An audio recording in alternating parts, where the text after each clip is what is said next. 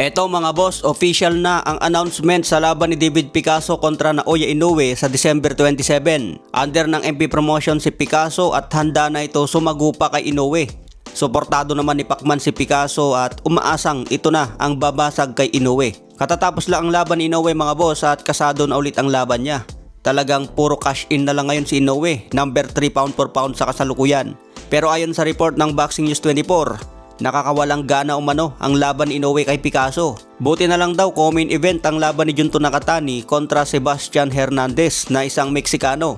May kartadang 20 wins, 18 KOs, wala pang talo at edad 24. Matinik din ang kalaban ni Nakatani dahil isang undefeated Mexican fighter. Kaya abangan natin yan sa December 27. Sa iba pang balita, Danny Garcia face-off kanina kontra Daniel Gonzalez na may edad na 35. October 18 ang bakbakan mga boss sa Brooklyn.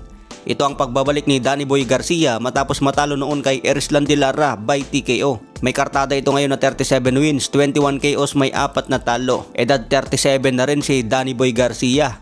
Malakas naman ito mga boss at 2 division champion ito. Hindi lang aktibo si Danny Garcia sa nakalipas na taon kaya nawala sa eksena.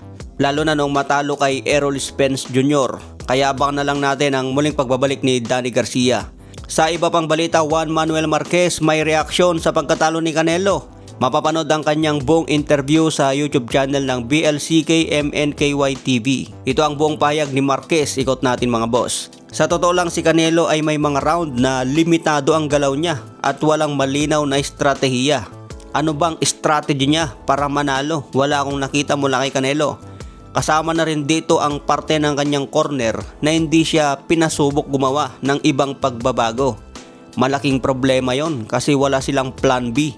At sa tingin ko dapat corner niya ang unang gumawa ng adjustment. Si Canelo ay nagbigay naman ng ilang competitive na round. Pero yung technique ng boxing, counter punching at paggamit ng distansya ni Crawford ang nagbigay sa kanya ng pagkakataon para manalo. Marunong din siyang gumamit ng parehong guard at para sa akin mas naging epektibo pa ang depensa ni Crawford kaysa kay Canelo. Sinasabi rin ng mga eksperto na hindi talaga akma ang estilo ni Canelo laban sa isang slick boxer tulad ni Crawford na kaya niyang kontrolin ang distansya at magaling mag-counter. Ayan mga boss, pinuna ni Marquez ang kawalan ng adjustment sa corner ni Canelo. Hindi lang si Marquez ang nakapansin yan mga boss, kahit simpleng fans lang napansin agad yun. Matagal nang tinitira ni Marquez si Canelo. Sinasabi din ni Marquez na dapat si David Benavides ang nilabanan niya dahil mas demand ito ng maraming fans kontra Benavides. Wala naman daw humiling na labanan niya si Terence Crawford dahil si Benavides daw ang hinihiling ng maraming fans. Kaya parang na-pick gun wrong itong si Canelo. Pinili yung mas maliit pero dito pa siya nagulpi. Okay mga boss, hanggang sa muli nating updates.